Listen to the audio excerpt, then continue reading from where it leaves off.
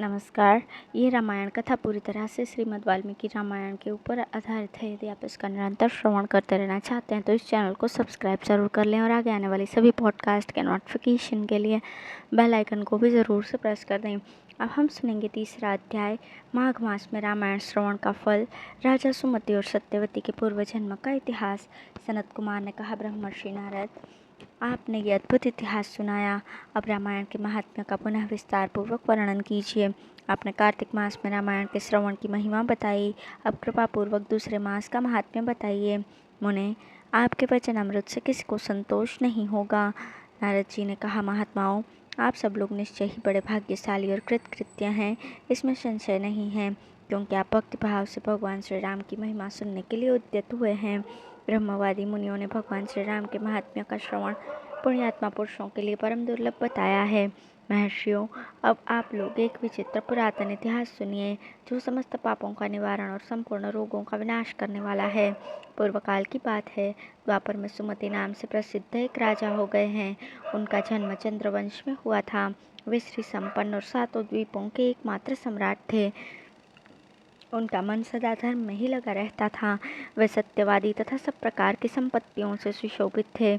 सदा श्री राम कथा के सेवन और श्री राम की ही समाराधना में संलग्न रहते थे। वाले भक्तों की वे सदा सेवा किया करते थे। उनमें अहंकार का नाम भी नहीं था। वे सदा पूज्य पुरुषों के पूजन में तत्पर रहने वाले समदर्थी तथा सद्गुण संपन्न थे। राजा सुमति समस्त प्राणियों के हितैषी, शांत, कृतज्ञ और यशस्वी थे। उनकी परम सौभाग्यशालिनी पत्नी भी समस्त शुभ लक्षणों से सुशोभित थी। उसका नाम था सत्यवती। वो पतिव्रता थी। पति में ही उसके प्राण बसते थे। वे दोनों पति पत्नी सदा रामायण के ही पढ़ने और सुनने में संलग्न रहते थे। सदा अन्न का दान करते और प्रतिदिन जलदान में प्रवृत्त रहते थे। उन्होंने असंख्य पोखरों, बगीचों और बावड़ियों का निर्माण कराया था। महाभाग राजा सुमति भी सदा रामायण के ही अनुशीलन में लगे रहते थे। वे भक्ति भाव से भावित होकर रामायण को ही बांचते अथवा सुनते थे। इस प्रकार वे धर्मज्ञ नरेश सदा श्री राम की आराधना में ही तत्पर रहते थे। उनकी प्यारी पत्नी सत्यवती भी ऐसी ही थी। देवता भी उन दोनों दंपत्ति की सदा पूरी पूरी प्रशंसा किया करते थे। एक दिन उन त्रिभुवन विख्यात धर्मात्मा राजा रानी को देखने के लिए वह भांडक मुनि अपने बहुत से शिष्यों के साथ वहां पधारे।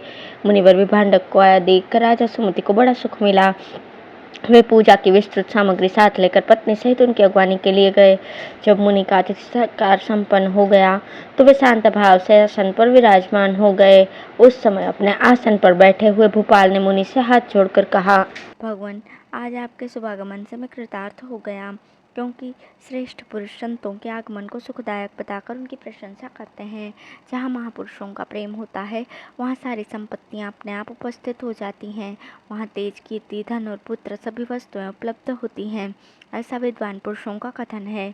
मुने, जहाँ संत महात्मा बड़ी भारी कृपा करते हैं, वहाँ प्रतिदिन कल्याणमय साधनों की वृद्धि होती है। प्रभु, जो अपने मस्तक पर ब्राह्मणों का चरणोदक धारण करता है, उस पुण्यात्मा पुरुष ने सब तीर्थों में स्नान कर लिया, इसमें संशय नहीं है। महर्षि, मेरे पुत्र, पत्नी तथा सारी संपत्ति आपके चरणों में समर्पित है। आज्ञा दीजिए, हम आपकी क्या सेवा करें। ऐसी बातें कहते हुए राजा सुमति की ओर देखकर मुनीश्वर व भांडक बड़े प्रसन्न हुए और उन्होंने अपने हाथ से राजा का स्पर्श करते हुए कहा, राजन, तुमने जो कुछ कहा है वो सब तुम्हारे कुल के अनुरूप है। जो इस प्रकार विनय से झुक जाते हैं, वे सब लोग परम कल्याण के भागी होते हैं। भोपाल, तुमने सन्मार्ग पर चलने वाले, मैं तुम पर बहुत प्रसन्न हूँ। महाभाग, तुम्हारा कल्याण हो। मैं तुमसे जो कुछ पूछता हूँ उसे बताओ। यद्यपि भगवान श्री हरि को संतुष्ट करने वाले बहुत से पुराण भी थे जिनका तुम पाठ कर सकते थे, तथापि इस माघ मास में सब प्रकार से प्रयत्नशील होकर तुमने जो रामायण के ही पारायण में लगे हुए हो, तथा तुम्हारी ये साध्वी पत्नी भी सदा जो श्री राम की ही आराधना में रत रहती है, इसका क्या कारण है? ये वृतांत यथावत रूप से मुझे बताओ। राजा ने कहा, भगवान, सुनिए, आप जो कुछ पूछते हैं वो सब मैं बता रहा हूँ। हम दोनों का चरित्र संपूर्ण जगत के लिए आश्चर्यजनक है। साधु शिरोमणि पूर्व जन्म में मालती नामक शूद्र था। सदा कुमार्ग पर ही चलता और सब लोगों के अहित साधन में ही संलग्न रहता था। दूसरों की चुगली खाने वाला, धर्मद्रोही, देवता संबंधी द्रव्य का अपहरण करने वाला तथा महापातकियों के संसर्ग में रहने वाला था। मैं दैव संपत्ति से ही जीविका चलाता था। गोहत्या, ब्राह्मण हत्या तथा चोरी करना यही अपना धंधा था। मैं सदा दूसरे प्राणियों की हिंसा में ही लगा रहता था। प्रतिदिन दूसरों से कठोर बातें बोलता, पाप करता और वेश्याओं में आसक्त रहता था। इस प्रकार कुछ काल तक घर में रहा।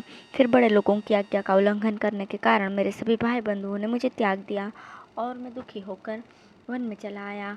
वहाँ प्रतिदिन मृगों का मांस खाकर रहता था और कांटे आदि बिछाकर लोगों के आने जाने का मार्ग अवरुद्ध कर देता था। इस प्रकार अकेला बहुत दुख भोगता हुआ मैं उस निर्जन वन में रहने लगा। एक दिन की बात है, मैं भूखा प्यासा थका मांदा निद्रा से झूमता हुआ एक निर्जन वन में आया। वहाँ दैवयोग से वशिष्ठ जी के आश्रम पर मेरी दृष्टि पड़ी। उस आश्रम के निकट एक विशाल सरोवर था, जिसमें हंस और कारंडव आदि जल पक्षी रहा करते थे। मुनीश्वर, वह सरोवर चारों ओर से वन्य पुष्प समूहों द्वारा आच्छादित था। वहां जाकर मैंने पानी पिया और उसके तट पर बैठकर अपनी थकावट दूर की। फिर कुछ वृक्षों की जड़ें उखाड़कर उनके द्वारा अपनी क्षुधा मिटाई। वशिष्ठ के उस आश्रम के पास ही मैं निवास करने लगा। टूटी फूटी स्फटिक शिलाओं को जोड़कर मैंने वहां दीवार खड़ी की। फिर पत्तों, तीनकों और काष्ठों द्वारा एक सुंदर घर बना लिया। उसी घर में रहकर मैं व्याधों की वृत्ति का आश्रय लेकर नाना प्रकार के मृगों को मारकर उन्हीं के द्वारा 20 वर्षों तक अपनी आजीविका चलाता रहा। तदंतर मेरी ये साध्वी पत्नी वहाँ मेरे पास आई। पूर्व जन्म में इसका नाम काली था। काली निषाद कुल की कन्या थी और विंध्य प्रदेश में उत्पन्न हुई थी। इसके भाई बंधुओं ने उसे त्याग दिया था। वो दुख से पीड़ित थी। उसका शरीर वृद्ध हो चला था। ब्राह्मण, वो भूख प्यास से शिथिल हो गई थी और इस सोच में पड़ी थी कि भोजन का कार्य कैसे चलेगा। दैवयोग से घूमती घामती वो उसी निर्जन वन में आ पहुंची जिसमें मैं रहता था। गर्मी का मास था। बाहर से धूप सता रही थी और भीतर मानसिक संताप अत्यंत पीड़ा दे रहा था। इस दुखिनी नारी को देखकर मेरे मन में बड़ी दया आई। मैंने इसे पीने के लिए जल तथा खाने के लिए मांस और जंगली फल दिए। ब्राह्मण, काली जब विश्राम कर चुकी तब मैंने उससे उसका यथार्थ वृतांत पूछा।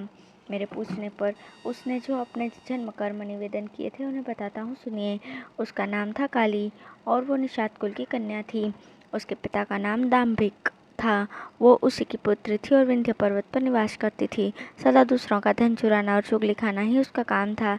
एक दिन उसने अपने पति की हत्या कर दी, इसलिए भाई बंधुओं ने उसे घर से निकाल दिया।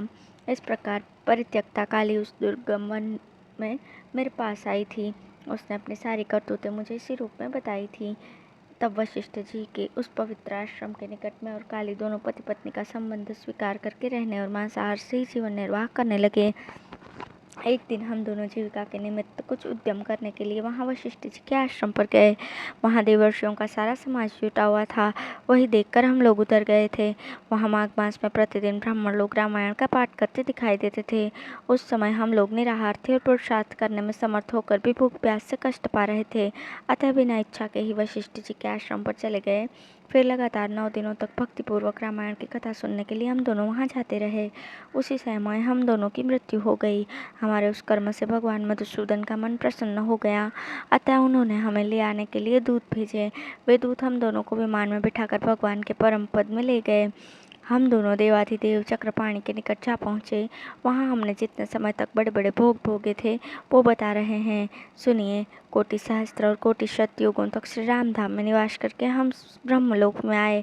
वहाँ भी उतने ही समय तक रहकर हम इंद्रलोक में आ गए। इंद्रलोक में भी उतने ही काल तक उत्तम भोग भोगने के पश्चात हम क्रमशः इस पृथ्वी पर आए हैं। यहाँ भी रामायण के प्रसाद से हमें अतुल संपत्ति प्राप्त हुई है। अनिच्छा से रामायण का श्रवण करने पर भी हमें ऐसा फल प्राप्त हुआ है। यदि 9 दिनों तक भक्तिभाव से रामायण की अमृतमय कथा सुनी जाए तो वो जन्म, जरा और मृत्यु का नाश करने वाली होती है। प्रवर, सुनिए। विवश होकर भी जो कर्म किया जाता है वो रामायण के प्रसाद से परम महान फल प्रदान करता है। नारद जी कहते हैं, यह सब सुनकर मुनीश्वर भांडक राजा सुमति का अभिनंदन करके अपने तपोवन को चले गए। विप्रवरों, अतः आप लोग देवाधिदेव चक्रपाणि भगवान श्रीहरि की कथा सुनिए। रामायण कथा कामधेनु के समान अभिष्ट फल देने वाली बताई गई है।